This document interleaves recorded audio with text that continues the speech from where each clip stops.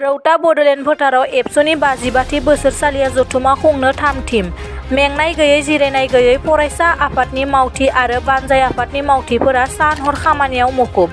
दुलाराय बर' फरायसा आफादनि 55थि बोसोरसालिया जथुमाया उदालगुरि जिल्लानि रौता बड'लेण्ड फोथाराव सानब्रैनि हाबाफारिजों बोहैथि दान जानुवारिनि 26, 27, 28 आरो 29 खालाराव गाजा-गोमजायै खुंनो लानाय जादों।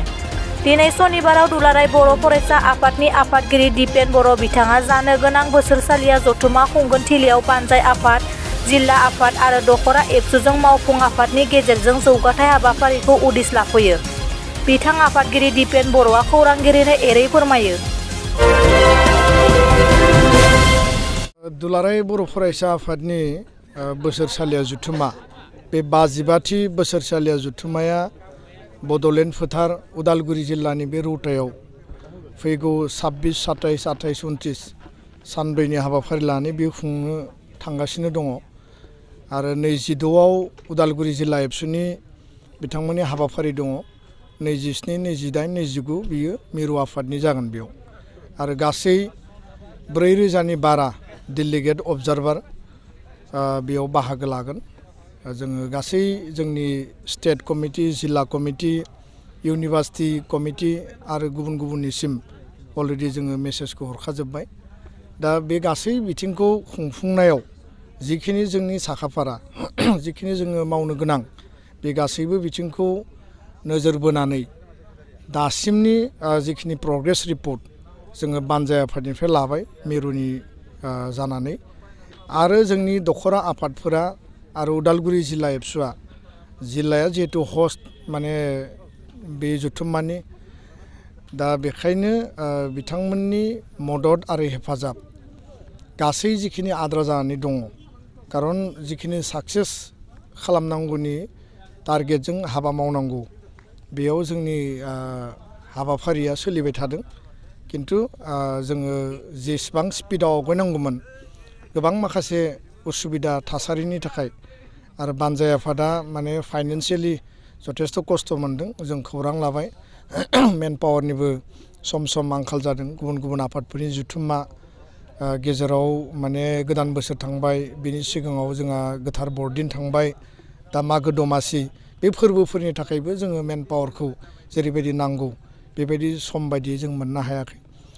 नाथाय रायजो राजाया जथेस्थ' खस्थ' खालामनानै बेयाव श्रमदान खालामदों। जोंनो फोथारखौ नारा आरो क्लिनलिनेस खालामनायनिफ्राय लानानै बिथांमोना जथेस्थ' खस्थ' खालामदों। बिथांमोना जोङो औवा आरो गुबुन गुबुन जानाय लोंनाय जिखिनि जा जगार हरदों बानजाय आफादा बिहरनाय बायदि। दा बेखायनो बे जथुम्माया जोंनि थाखाय खोब ओंथि गोनां, खोब गुरुत्तपुर्ण आरो बे जथुम्माजों लोब्बा लाखिनानै एकर्ड पिस बर' पिस एकर्ड सेलेब्रेसनखौबो जों लाफादों 27 तारिखआव आरो जोंहा सोलोंथाइनि मोनसे गिदिर सेमिनार जागोन जेराव नेसनेल लेभेलनि आलासि फैगोन। लोगोसेनो स्किल एन्टारप्रेनियरशिप आरो इमप्लयमेन्ट युथ एम्पावारमेन्टनि सायाव सेमिनार जागोन अपेन डिसकासन।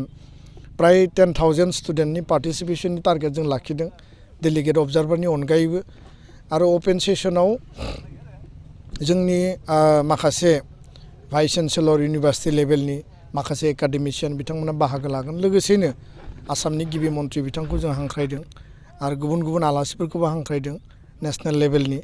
दा बेयाव माखासे आलासिया दाबो पेन्डिं जानानै दङ। सानब्रै सानबासोनि गेजेराव जोंनि प्रग्रामा अलमस्ट फाइनाल जागोन। दा खोब हपफुल जोङो जे बेयाव बर' गोजोन गोरोबथानि एकर्डनि दफा मावफुंनायनि सायाव डेलिगेटआव जोङो गुवारै गोथौयै सावरायगोन आरो बिनि अनगायैबो अपेन सेसनाव जोंनि आलासिफ्रा आसामनि गिबि मन्थ्रियानो जा बिटिआरनि चिफआनो जा बा जिखिनि जोंहा सरकार लेभेलनिफ्राय बेयाव जोङो हांख्रायदों फर दा इन्ट्रेस्ट अफ दा बड' कमिउनिटि आरो बड' पिस एकर्ड बिथांमोना बेयाव मेसेजखौ होफैगोन आरो जों सानदों जे गासै आसामनिफ्राय बड'लेण्डनिफ्राय वेस्ट बेंगलनिफ्राय आरो गुबुन गुबुन स्टेट कमिटिनिफ्राय बेयाव गासैबो रायजो राजाया लोब लोब बाहागो लाफैगोन।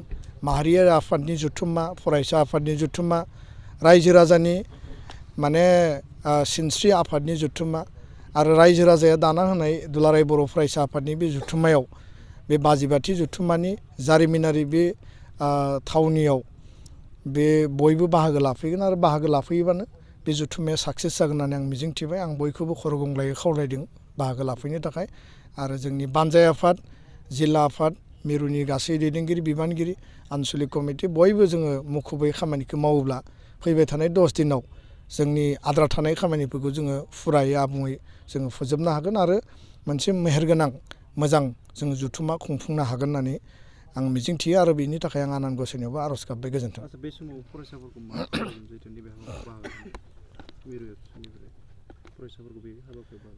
जोंनि जायफोर फरायसा फरायसुलि दङ क्लास 10नि मेट्रिकनि आनजाद फैगासिनो दङ आरो क्लास 12 हायार सेकेन्डारि फाइनाला फेब्रुवारि दान आरो मार्च दानावनो बियो जागोन। दा जायफोरा आनजाद होगोन बिथांमोना आनजादखौ मोजाङै होनांगोन, मोजाङै फरायनांगोन आरो बिनि थाखाय प्रिपेरेसन आरो खस्थ' खालामनो थाखाय आं खावलायबाय। गुबुन फारसेथिङै क्लास 8 आरो 9 class 11 higher secondary first year डिग्रिनि first year second year third इयाराव जायफोर सेमेस्टारनि स्टुडेन्ट जायफोरा आनजाद गैया आरो इउनिभार्सिटि लेभेलनि गासैखौबो जों बेयाव बाहागो लाफैनो थाखाय आं खावलायगोन। खारन जोंहा सोलोंथाइनि जि बर' बिजोंजों गुन गोनां सोलोंथाइ लानायनि जि बाथ्रा बेयाव जों गुवारै सावरायगोन आरो बेयाव जोङो APSCआव क्वालिफाइ जानाय 13 जन केन्डिडेटखौ जों बरायगोन। आसाम गौरब मोननाय बिथांमोनखौ जों बरायनो थाखाय जों थांखि लादों आरो बिनि अनगायैबो टेलेन्ट सार्च आनजाद जोङो जि 9-10आव खुंफुंदोंमोन बिथांमोनखौ बरायगोन आरो मान बावनाय माखासे हाबाफारि दङ। दा बेखायनो आङो फरायसा फरायसुलिफोरखौ बेयाव दख'रा आरो जिल्ला आफादफ्रा गारिनि बेब'स्था खालामगोन, नोंथांमोना बाहागो लाफैनांगौ आरो जाय जेरै हायो गावबा गावनि बेब'स्थाजोंबो बाहागो लाफैनो थाखाय आं खावलायबाय आरो बयबो बेयाव बाहागो लाफैयोब्लानो बे जथुम्माया मेहेरगोनाङै जाफुंसार जागोन। गोजोन्थों। गेलेमु आरो हारिमु फसंथानावहाय माबायदि हाबाफारि लानाय?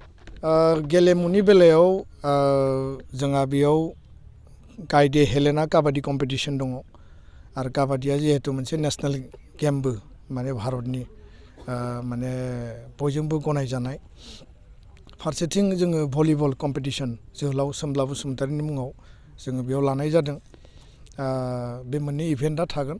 लिटारेरि कम्पिटिसन जोंहा डिबेट कुइज पएम रिसाइटेसन आरो जिखिनि दङ बेखिनिया बेयाव खुंफुंजागोन। लोगोसेनो जांख्रिथायारि दैखं खुंगुर बसुमतारिनि मुङै देंखोमु 1, 2, 3 बिथांमोना जायफोर जिल्ला आफादाव बिसोरो माने सिलेक्सन जाबाय मिरुआव बाहागो लागोन आरो मोजां जोङो माने देंखोगिरि जोङो सृष्टि खालामनो हागोन।